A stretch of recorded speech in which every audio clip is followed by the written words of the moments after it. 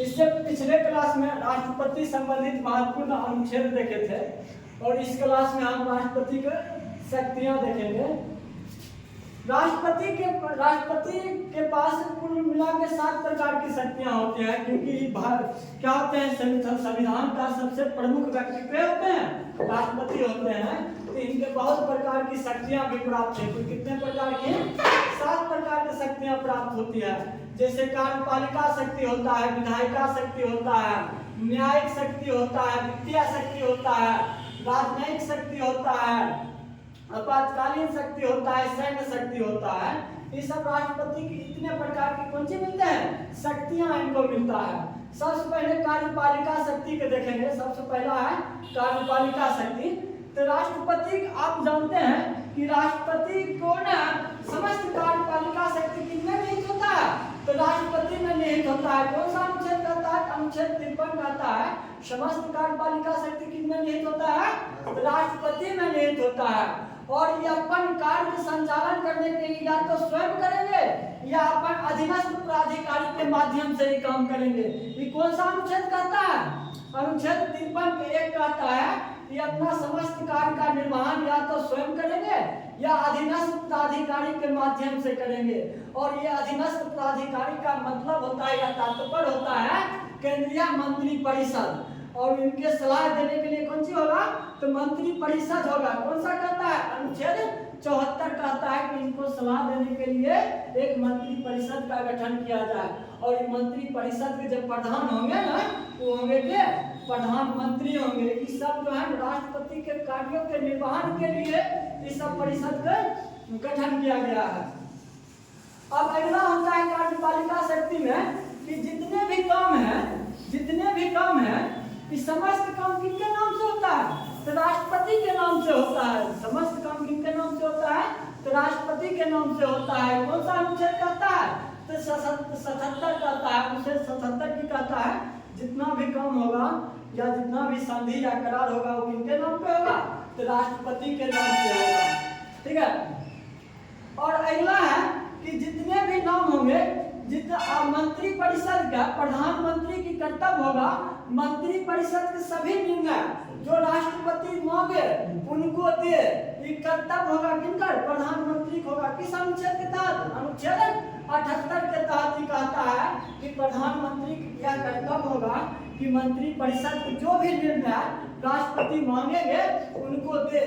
किस अनुच्छेद के तहत? 78 के तहत। ठीक है।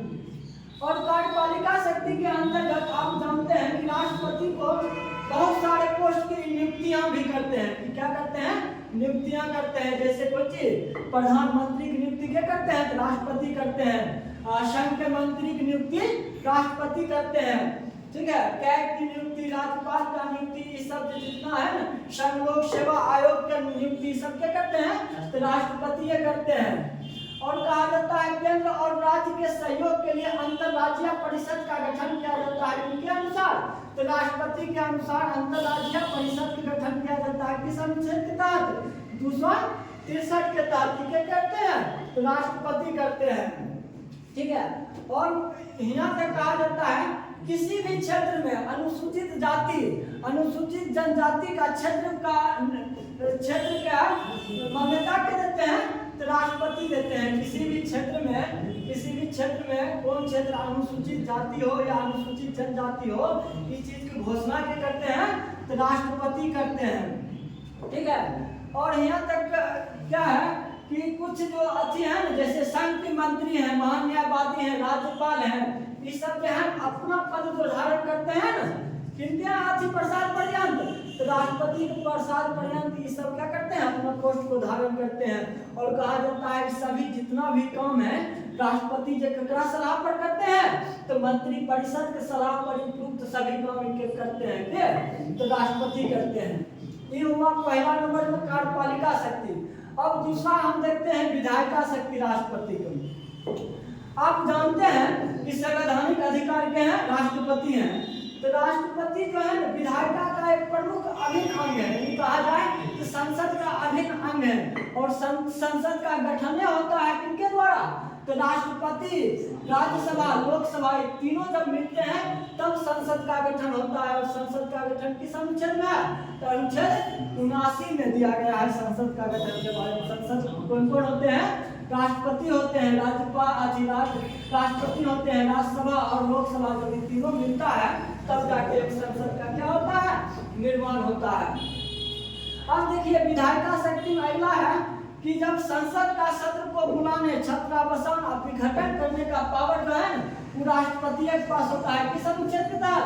तो अनुच्छेद 85 के तहत। और कहा जाता है कम से कम एक साल में 2 सत्र कोई बुला सकते हैं और दोनों सत्र के बीच में अधिकतम गैप कितना हो सकता है? तो 6 महीना का गैप हो सकता है। कितना? तो 6 महीना का हो सकता है, गैप हो सकता है। और एक है विधायिका शक्ति में अनुच्छेद 86 के तहत कहते हैं कि राष्ट्रपति की पावर है कि संसद में वो क्या कर सकते हैं? संदेश को भेज सकते हैं। और एक और है विधायिका शक्ति में अनुच्छेद 87 के अनुसार इस संसद में क्या करते हैं? अभिभाषण करते हैं। और ये अभिभाषण जो है ना व्यक्तिगत रूप से नहीं बोलते हैं, ये मंत्रिपरिषद द्वारा तैयार किया गया भाषण होता है। उस अनुभाषण को क्या करते हैं? अभिभाषण को पढ़ते हैं। और यही कहा जाता है जब संसद का लोकसभा और राज्यसभा के बीच में गतिरोध उत्पन्न होता है तो ओकरा ठीक करने के लिए राष्ट्रपति की करते हैं? संयुक्त अधिवेशन बुलाते हैं। किसके तहत? 108 के तहत क्या करते हैं? संयुक्त अधिवेशन को बुलाते हैं गतिरोध को दूर करने के लिए। संयुक्त अधिवेशन के तहत 108 के तहत। ठीक है। अब देखिए विधायी शक्ति के अंतर्गत सबसे बड़ा काम होता है जब कोई विधेयक लोकसभा और राज्यसभा दोनों में पारित हो जाता है तो अंतिम रूप से किसके पास सिग्नेचर के लिए जाता है? तो राष्ट्रपति के सिग्नेचर के लिए जाता है। और राष्ट्रपति जब सिग्नेचर कर देते हैं तब जाके कौन सी बनता है? कानून बनता है। कौन कहता है? अनुच्छेद 111 कहता है। और यही विधेयक को क्या करते हैं? वो अनुमति दे सकते हैं। 3 प्रकार के प्रावधान है।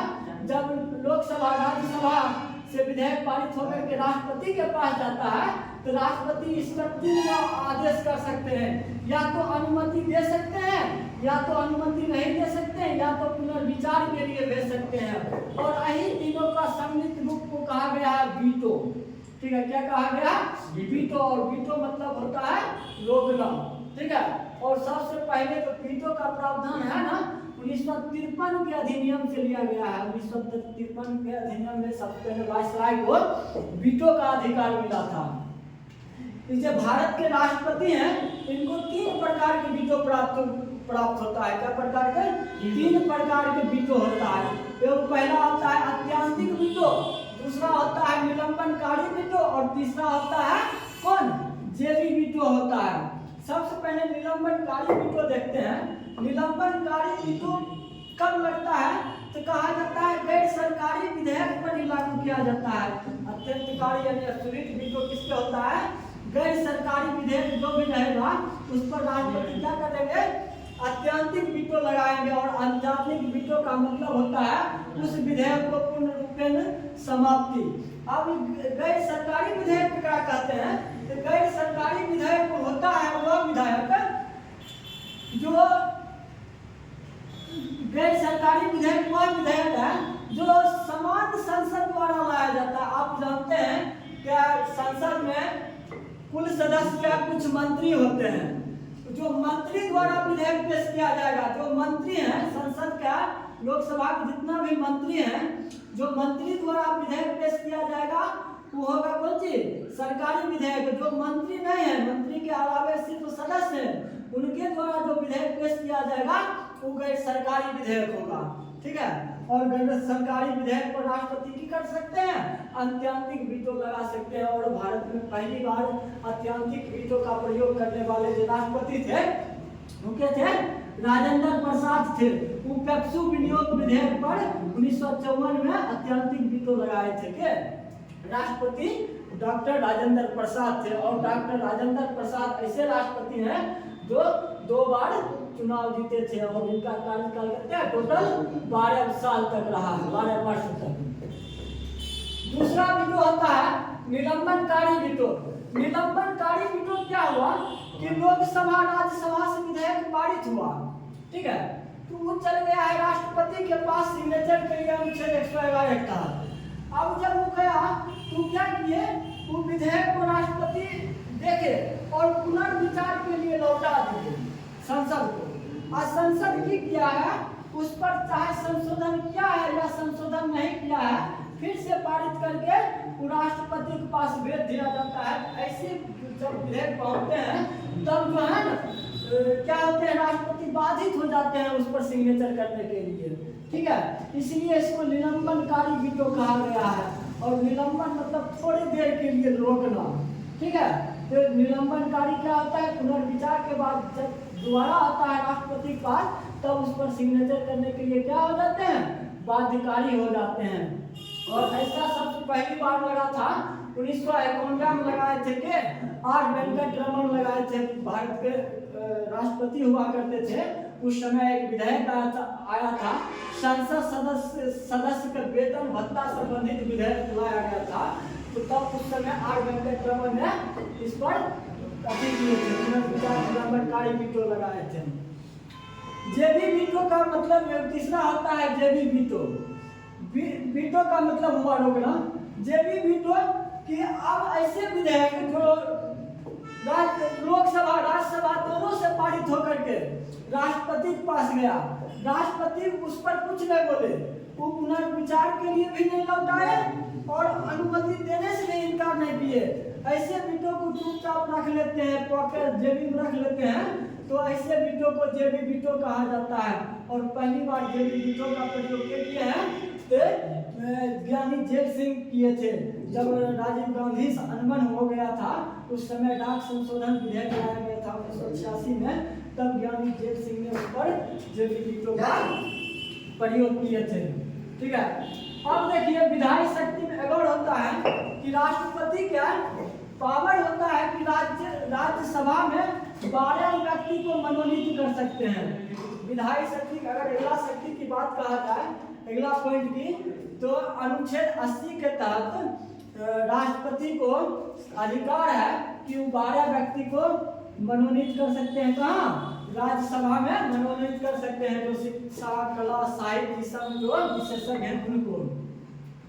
और ऐसे भी जब राज्यपाल के जब विधानमंडल में जब राज्य में कानून बनता है, तो राज्यपाल के लिए कानून का सिग्नेचर के लिए जाता है।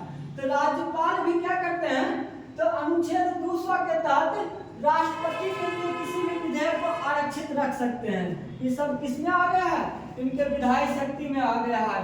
और जब कहा जाता है जब संसद का दोनों सत्र नहीं चल रहा हो, लोकसभा और राज्यसभा सत्र नहीं चल रहा हो, तत्काल प्रभाव से कानून का जरूरत हो, तब राष्ट्रपति क्या करते हैं, 127 के अनुसार अध्यादेश ऑर्डिनेंस जारी करते हैं, ठीक है।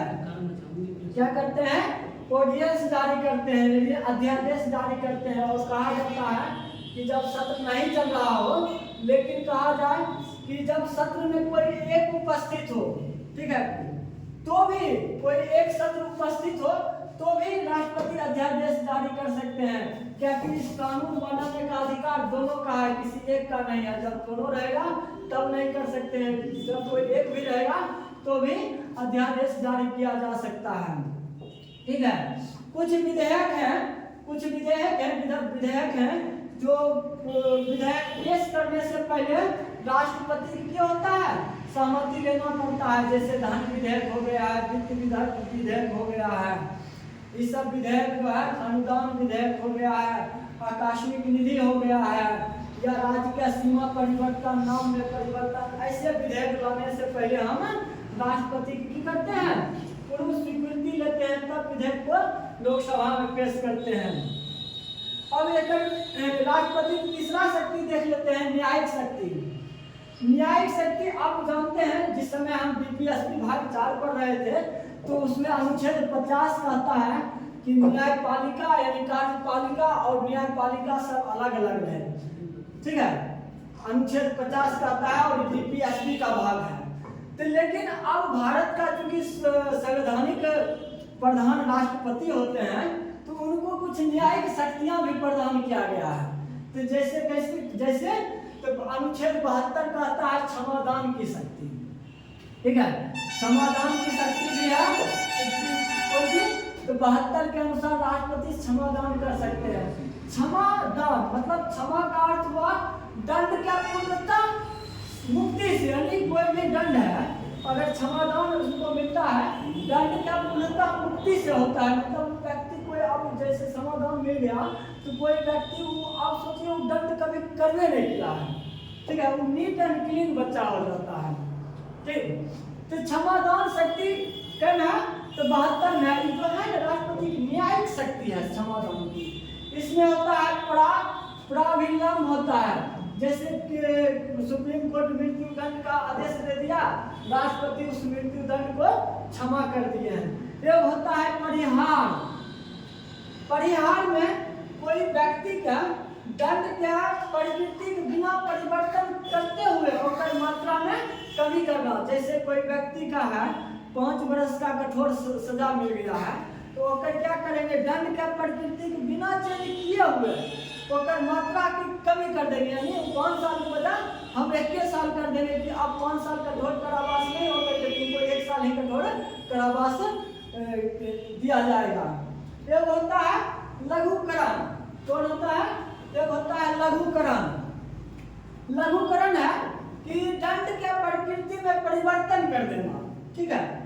लघुकरण मतलब होता है दंड के प्रकृति में क्या कर देना, परिवर्तन कर देना। जैसे हुआ कि किसी व्यक्ति को 4 साल के लिए कठोर सजा मिल गया है तो वो व्यक्ति क्या करता है, जब इसको लघुकरण किया जाता है वो व्यक्ति पर तो वो जो है कठोर सजा ना साधारण सजा में तब्दील हो जाता है। अब उसको कठोर सजा ना होकर के हो सकता है 2 साल के लिए साधारण सजा मिल जाए, ठीक है। एक होता है विराम। अगला क्या होता है, विराम। विराम खासकर होता है कुछ दिन के लिए दंड को तत्काल प्रभाव से मुक्त कर देना। क्या जब विराम को समझने के लिए अगर कोई महिला गर्भवती है, यानी कोई औरत में लड़की नहीं है बोल सकते हैं, औरतें बोल सकते हैं कोई औरत गर्भवती रहती है तो वो औरत को दंड दिया जाता है, ना कि उसके गर्भ में पलने वाले बच्चे को दंड दिया जाता है। तो इसमें सरकार क्या करते हैं, उस औरत पर विराम लगा देती है कि जब तक कि बच्चा का जन्म नहीं हो जाएगा, जब तक कि माँ से अलग नहीं हो जाएगा, तब तक ओकर जो क्या कर दिया जाए, दंड को विराम कर दिया जाए, ठीक है। तकर बाद जब बच्चा अस्थि हो जाएगा तब फिर से उस दंड को प्रावधान किया जाए, इसी को कहते हैं हम विराम। ये सब कैसा है, तो न्यायिक शक्ति है। और कहता है राष्ट्रपति सेना न्यायिक शक्ति भी प्राप्त है, सैन्य न्यायालय द्वारा जो भी दिया गया है दंड ओकरो माफ करने का अधिकार किनके पास है, राष्ट्रपति के पास है। और कहा जाता है कि अनुच्छेद 161 के तहत राज्यपाल को भी क्षमादान की शक्ति है, लेकिन उनको 2 चीज में अंतर रखा गया है राष्ट्रपति से, एक सैन्य कोर्ट से और एक मृत्यु दंड के मामले से। ये दोनों राज्यपाल नहीं दे सकते हैं, बाकी बात वो सैन्य अथी का प्रयोग कर सकते हैं, समाधान का प्रयोग किसके तहत, तो 161 के तहत। अब देखिए न्यायिक शक्ति के अंतर्गत है अनुच्छेद 143। इसमें क्या कहा गया है कि राष्ट्रपति के जब भी लगे कि हमको सर्वोच्च न्यायालय के मुख्य न्यायाधीश से परामर्श लेना चाहिए तो अनुच्छेद 143 के तहत परामर्श ले सकते हैं, ठीक है। लेकिन उनकी बात को मानने या न मानने से ना राष्ट्रपति को कोई बाध्यकारी है, ना ही सर्वोच्च न्यायालय के मुख्य न्यायाधीश के बाध्यकारी है कि हम दे भाई नहीं दे, ठीक है। ये हो गया है न्यायिक शक्ति है राष्ट्रपति का। अब तनिक देख लेते हैं राष्ट्रपति की वित्तीय शक्ति। चौथा क्या है, राष्ट्रपति का वित्तीय शक्ति है। और वित्तीय शक्ति के बारे में जानते करते हैं कि राष्ट्रपति प्रत्येक साल आय एवं व्यय का ब्यौरा कहाँ रखवाते हैं, संसद पटल पर रखवाते हैं। किसके तहत, अनुच्छेद 112 के तहत। आय मतलब वार्षिक वित्तीय विवरण के रखवाते हैं, राष्ट्रपति रखवाते हैं। और इसी को समानता हम बजट कहते हैं, ठीक है। क्या कहते हैं, बजट कहते हैं। और राष्ट्रपति की किस अनुच्छेद के तहत है, 112 के अनुच्छेद तहत। राष्ट्रपति जो है वित्तीय शक्ति के अनुसार वित्त आयोग का गठन करते हैं। किस अनुच्छेद के तहत, 280 के तहत वित्त आयोग का गठन क्या करते हैं? राष्ट्रपति करते हैं दुशासन के तहत। और एक चीज है कि आकस्मिक निधि पर नियंत्रण भी किनका होता है? तो राष्ट्रपति का आकस्मिक निधि पर नियंत्रण होता है। ये जो हो गया इतना वित्तीय शक्ति इनका है। और पांचवा है सैन्य शक्ति। अब सैन्य शक्ति में आप जानते हैं तीनों सेनाओं का प्रमुख क्या होते हैं? राष्ट्रपति होते हैं। किस अनुच्छेद के तहत? 53(2) के तहत। तीनों सेनाओं के अध्यक्ष क्या होते हैं? राष्ट्रपति होते हैं। किस अनुच्छेद के तहत? 53(2) के तहत। युवा सैन्य शक्ति में। और तीनों सेनाओं के प्रमुख की नियुक्ति भी जो करते हैं, अध्यक्ष की नियुक्ति, वो भी क्या करते हैं? राष्ट्रपति करते हैं। राष्ट्रपति छठा शक्ति देख लेते हैं, राजनयिक शक्ति। राजनयिक शक्ति के अंतर्गत हो गए भारत के राष्ट्रपति जो है ना, विदेश में अपन राजदूत नियुक्त करते हैं। और विदेश वाला व्यक्ति की करता है? भारत में अपन राजदूत नियुक्त करता है। और ये राजदूत का प्रमाण पत्र स्वीकार करना राष्ट्रपति का काम होता है। ये इनका हो गया कौन सी? डिप्लोमेसी पावर हो गया, राजनयिक पावर हो गया है। और सातवां पावर होता है राष्ट्रपति का आपातकालीन संबंधित पावर होता है। क्या? राष्ट्रपति का आपातकालीन संबंधित 3 गो पावर होता है। राष्ट्रीय आपात, राष्ट्रपति शासन और वित्तीय आपात। राष्ट्रीय आपात कहा जाता है जो राष्ट्रीय आपात जो लगाते हैं जब कोई देश खतरा में होता है। तो अनुच्छेद 352 के तहत कौन सी लगता है? राष्ट्रीय आपात लगता है। या युद्ध है, बाह्य आक्रमण है और सशस्त्र विद्रोह के कारण राष्ट्रीय आपात हम लगा सकते हैं।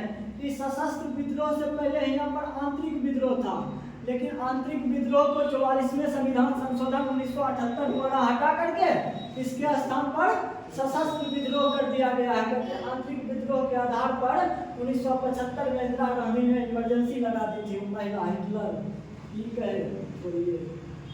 ठीक तो लगा दी थी। तो 44वां संविधान संशोधन 1978 द्वारा क्या किया गया?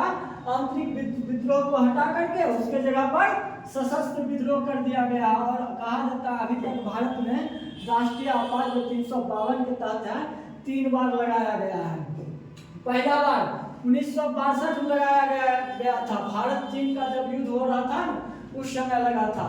दूसरा हुआ था 1971 में भारत पाकिस्तान के बीच में। और तीसरा बार इंदिरा गांधी ने लगा दी थी। तब में जाके 44वां संविधान संशोधन हुआ, आंतरिक विद्रोह को हटा करके उसके स्थान पर सशस्त्र विद्रोह कर दिया गया है। दूसरा शक्ति है राष्ट्रपति शासन। राष्ट्रपति शासन जब लगता है, कब लगता है? तो जब कोई राज्य में राज्य संवैधानिक अनुसार से चलन नहीं करता है, यानी संविधान के अनुसार जब कोई राज्य नहीं चलता है तो राज्यपाल कहता है कि नहीं जो है ना, हम संविधान के अनुसार राज्य को चलाने में असफल रह गए। राष्ट्रपति से गुहार करता है और राष्ट्रपति उस राज्य में राष्ट्रपति शासन लगा देते हैं। और राष्ट्रपति जैसे ही शासन लगाते हैं वहाँ का विधानमंडल, उस राज्य का विधानमंडल निष्क्रिय हो जाता है। टोटल पावर कहाँ चल जाता है? केंद्र के पास चल जाता है। तब राष्ट्रपति जो है राज्यपाल के माध्यम से उस राज्य को क्रियान्वित करते हैं। ये राष्ट्रपति शासन किस अनुच्छेद के तहत लगता है? तो 356 के तहत लगता है। एक होता है वित्तीय आपात। राष्ट्रपति को वित्तीय आपात लगाने की भी शक्ति है। किसके तहत? 368 के तहत, 360 के तहत, सॉरी 360 के तहत राष्ट्रपति कौन सी लगा सकते हैं? वित्तीय आपात भी लगा सकते हैं। ये इतना जो है राष्ट्रपति का शक्तियां हैं जो हम पढ़े हैं। क्योंकि राष्ट्रपति का संबंधित महत्वपूर्ण अनुच्छेद पढ़ चुके हैं। अब जो अगला क्लास होगा ना, राष्ट्रपति संबंधित महत्वपूर्ण बातें होंगे, इम्पोर्टेंट फैक्ट ऑफ प्रेसिडेंट।